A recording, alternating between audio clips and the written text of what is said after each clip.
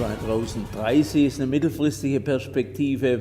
Da bin immer sehr vorsichtig. Viele Leute gehen ja heute schon auf 2050. Da gibt es zu viele Variablen. Aber ich glaube, 2030 is only a mid-term perspective. Many people are already talking about 2050.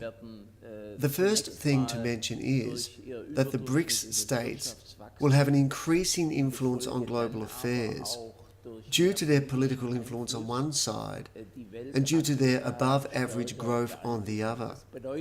Consequently, the question remaining will not only be the one of how the traditional industrial states will be able to increase growth through more exports, since exports in the old European countries are no longer increasing. It also raises the issue of value chains that now won't be relocated, while investments are declining. Investment will go up in the BRICS states, but there are big differences amongst them. We need to be wary about forecasts here.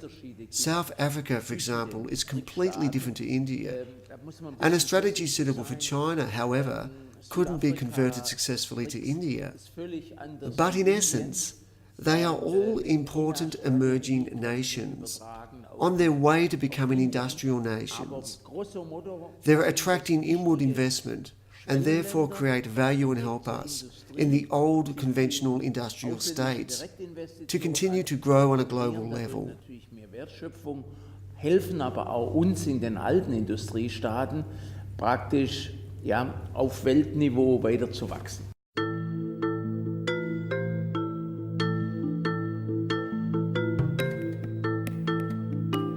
Ja gut, die deutsche Wirtschaft ragt natürlich. The German economy is outstanding in Europe.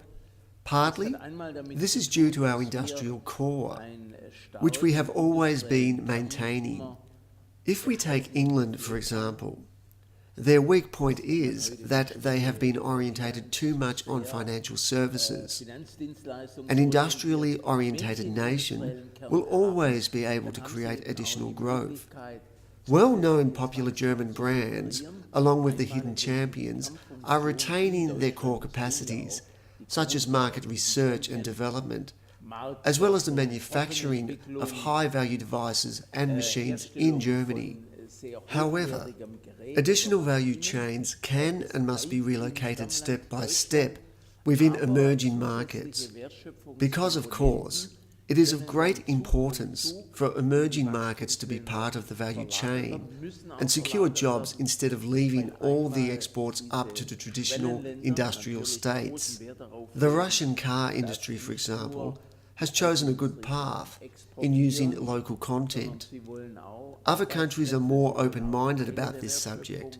China, however, is not simply satisfied with being the sales market for other states.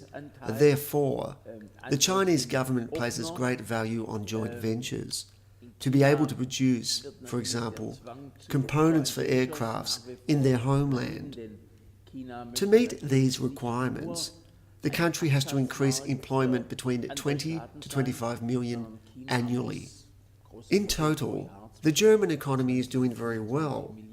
Not only DAX-listed companies, which have had a high degree of presence in growth countries very early, have made sure that being promoted into the executive board has only been possible after a long experience with the BRICS states. Not only big companies like Volkswagen, but also medium-sized companies, many of them family businesses, are acting globally. Due to emerging markets, they are growing increasingly in Germany as well. While keeping their core activities right here, they are generating new growth in emerging markets. Germany is unique in this case. Unique.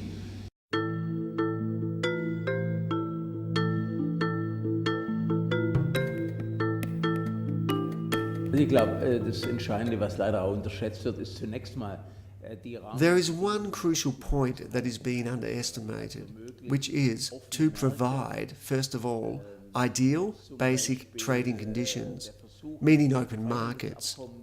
For example, the idea of a free trade agreement between the USA and the EU is a good one. This is, of course, a bilateral affair. A global open trading system that includes Asia and later Africa as well, would be the ideal one.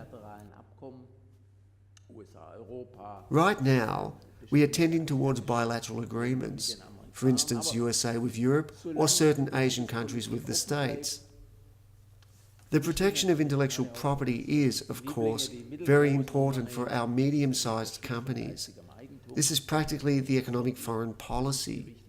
Domestic politics have to take care that tax policy supports innovation.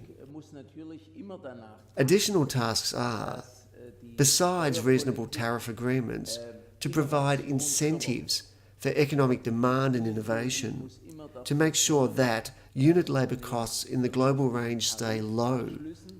Trade unions and employers in Germany have made good progress in this area.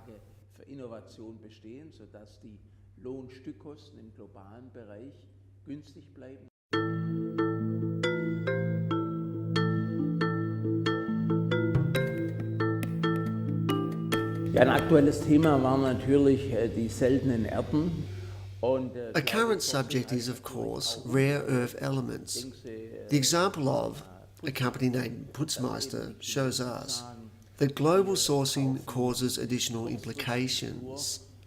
Look at the Chinese.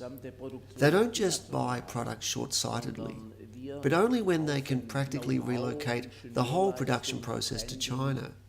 What they do is to buy knowledge, engineering achievements, brands, names and services to complete their existing knowledge. What we should be doing is arousing enthusiasm, especially among young people, for the global economy and, after all, for its incredible variety of possibilities.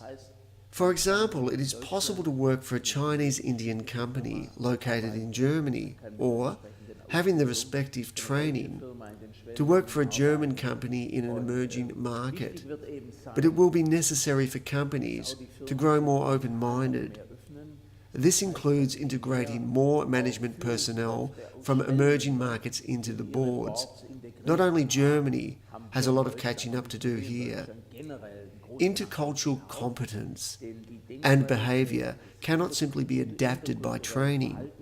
The company's Council for Management as well has to open up towards cultural and religious roots. Für Führungskräfte aus diesen anderen Ländern mit anderer Kultur, mit anderer Religion und so weiter.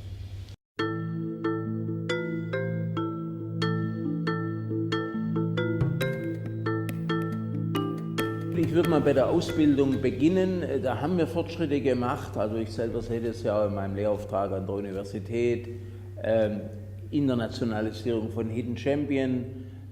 Das heißt, wir haben Partneruniversitäten. The first important step is education. Progress has already been made. For example, the internationalization of the hidden champions of the economy with partner universities in China and India.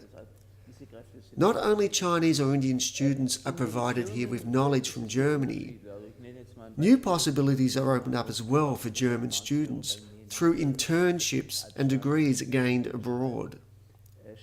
There is a great demand for people like that out there. Some medium-sized companies organise so-called family partnerships. People from intermediate levels of management from China and India are spending a considerable while in families in Germany.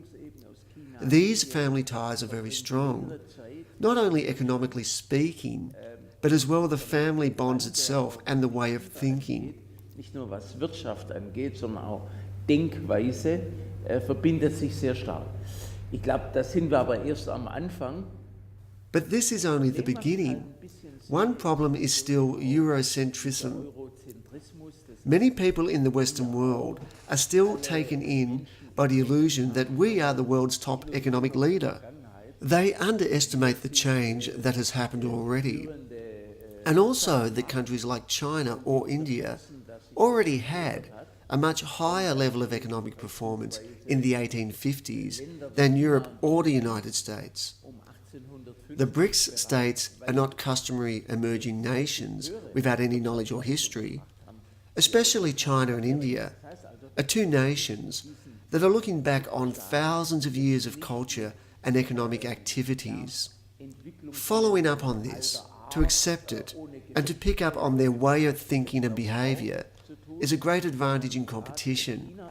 The Western countries will fail in the long run if they believe that simple trainings for managers, teaching etiquette and other things will help to make people in those countries trust us and transfer their essential property, meaning their intellectual property, to us. This is based on mutual trust. As a matter of fact, the West has more to give here than Asia. Today, there are already more Asians having a much better knowledge of German and English than we have of their languages. Eigentlich mehr zu geben, wie umgekehrt die Asiaten, und ich sehe es ja in vielen Bereichen, ob Studenten oder ob Wirtschaft, es gibt heute schon sehr viel mehr Asiaten, die Deutsch und Englisch gut können, wie umgekehrt wir deren Sprache beherrschen.